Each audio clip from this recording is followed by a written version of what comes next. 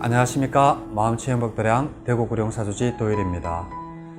오늘은 지난 시간에 이어서 라울라가 어떻게 출가를 하게 되는지에 대해서 말씀을 드리겠습니다. 지난 시간에는 사리부따와 목갈라나 존자가 어떻게 부처님의 제자가 되었는지에 대해서 말씀을 드렸습니다. 자, 왕사성에서 오랫동안 빈비사라왕이 기정한 그러한 중림정사에서 머무시다가 부처님께서 마음을 내셔서 카필라성으로 길을 떠나시게 됩니다. 그리고 그 카필라성에서 잠시 머무르시죠. 잠시 머무르시게 됩니다. 실제로 이 마가더국인 왕사성에서 카필라성까지는 굉장히 먼 거리입니다. 지금 현재 카필라성은 네팔에 있고 왕사성은 인도에 있습니다. 그래서 성지순례를 가시면 꼭 이 국경을 건너야 됩니다. 국경을 건너서 네팔에 있는 카필라성에 가야 됩니다. 그래서 그 정도로 거리가 먼 길을 부처님께서 왕사성에 머무시다가 이미 교세가 커질 대로 커졌는 그러한 것을 두고 이제 많은 제자들과 함께 부처님의 고향인 카필라성으로 길을 떠나게 됩니다. 그런데 그러한 길을 떠나자 이제 어떠한 일이 생기는가?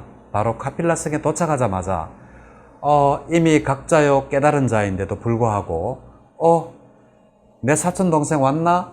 그리고 조카 왔니? 이렇게 이야기를 하니까 부처님께서 생각을 하시고 이렇게 해서는 안 되겠다 라고 해서 거기서 가장 신통력 중에서 가장 어렵다고 하는 그 반은 물이 뿜어져 나오고 반은 불이 나오는 그러한 신통력을 바로 이 카필라성에서 보이시게 됩니다.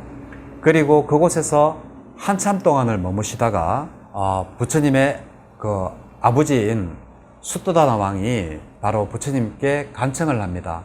어떠한 간청을 하는가 하면 경전에 나오는 것 그대로 말씀을 드리겠습니다. 세존이시여, 세존과 난다가 출가를 할 때 저는 많은 고통을 겪었습니다. 이 난다는 바로 부처님의 이복 동생이 되겠습니다. 그러니까 수토다나 왕과 마야 부인의 동생인 마하빠자빠띠 사이에서 난 아들이 바로 난다입니다. 그래서 수토다나 왕이 간청을 합니다. 세존이시여, 세존과 난다가 출가할 때 저는 이미 많은 고통을 겪었습니다.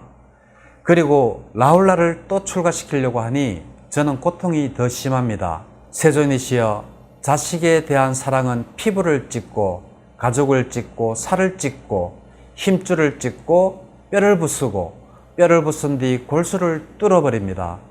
세존이시여, 부모의 허용으로서 자식을 출가시켜 주시면 감사하겠습니다. 이렇게 하니까 세존께서 그 자리에서 바로 계율을 제청을 하십니다. 뭔가 하면 지금부터 부모의 허락을 받지 않은 어린아이를 출가시키면 안 된다라고 이제 말씀을 하시면서 출가를 시키면 바로 악작죄에 해당된다라고 이야기를 합니다.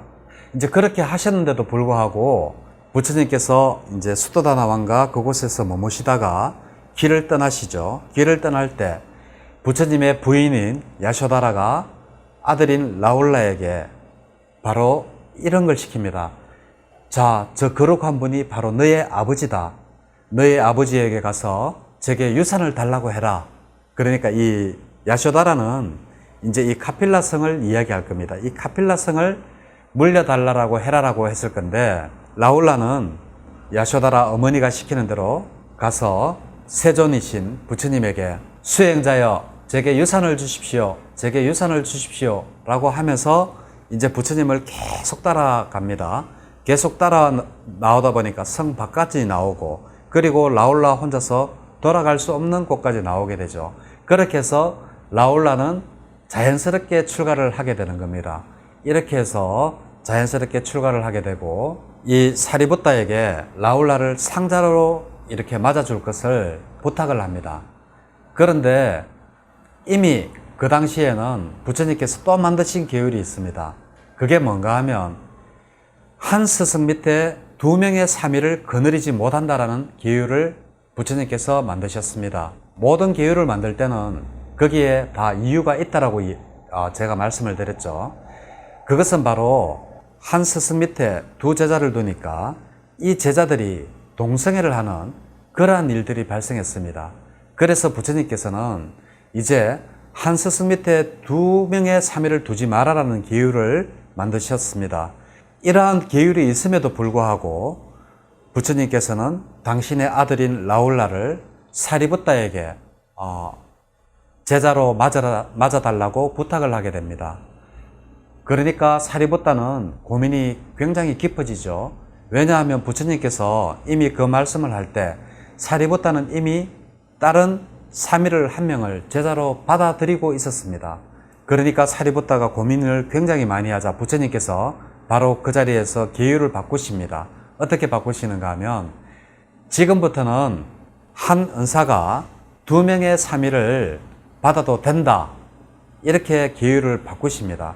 그러니까 그 고민을 하던 사리부타는 고민 없이 이제 라울라를 제자로 받아들이게 되고 라울라는 사리부타를 스승으로 맞이하게 됩니다. 그래서 이제 상기이로서 사미가 이제 라울라가 출가를 하게 됩니다. 상기이는 지난번에 말씀드렸듯이 똑같습니다. 사미가 출가하나 그리고 구족계를 받으나 그 하는 형태는 똑같습니다. 상기이로서 구족계도 받고 사미의 출가를 허용을 합니다. 그 상기이는 다 아시듯이 거룩한 부처님께 기회합니다. 거룩한 가르침에 기회합니다. 거룩한 성가에 기회합니다를 세 번을 읊음으로써 그 부처님께서 이제 허가를 하게 되죠. 그리고 또 이러한 사미에게는 10가지 계율을 또 지키라고 합니다. 그것이 뭔가 하면 첫 번째, 살아있는 생명을 죽이지 말고, 두 번째, 주지 않는 것을 가지지 말고, 세 번째, 순결하지 못한 삶을 상가하고, 네 번째, 거짓말하는 것을 상가하고, 다섯 번째, 정신을 혼미하게 하는 것을 상가하고, 여섯 번째, 때 아닌 때에 먹는 것을 상가하고, 때 아닌 때는 오후 불식입니다. 12시 넘으면 못 먹도록 되어 있습니다. 그래서 때 아닌 때에 먹는 것을 상가하고, 또 춤이나 노래하는 것을 하지 말고, 그리고 또 크림이나 향수 이런 것을 사용하지 말고, 또 높은 침상에서 잠을 자지 말고, 그리고 또 금이나 은을 받는 것을 상가해라. 이것이 바로 삼위십계가 되겠습니다. 이 상기와 삼위십계를 외움으로써 이제 부처님께서 이제 삼위가 되는 것을 허용을 하셨습니다. 이렇게 해서 부처님은 라울라를 자신의 상수제자인 사리부타에게 출가를 시키게 됩니다. 그러시면서 부처님께서 라울라를 출가를 시키고 또 다른 이제 계율을 또 만드시게 됩니다. 이미 사미들을 출가시킬 때 두 스승을 못 섬기도록 했죠. 그 당시에 또 어떠한 일이 있었는가 하면 바로 출가를 시켜서는 안 되는 자들을 대해서 이제 계율을 제청을 하십니다. 어떠한 계율인가 하면 첫 번째, 5가지 질병에 걸린 사람은 출가를 하면 안 된다. 사미로 받아서는 안 된답니다.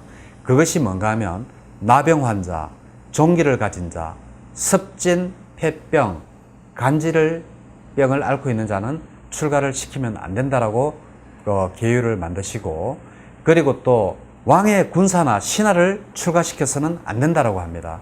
왜냐하면 나중에 제가 또 한번 말씀을 드리겠지만 왕의 소유물을 건드리면 절대 안 되는 겁니다. 그래서 고기도 부처님께서 코끼리 고기와 말고기를 먹지 말아라고 했는 이유도 바로 왕의 소유물이기 때문에 그렇습니다.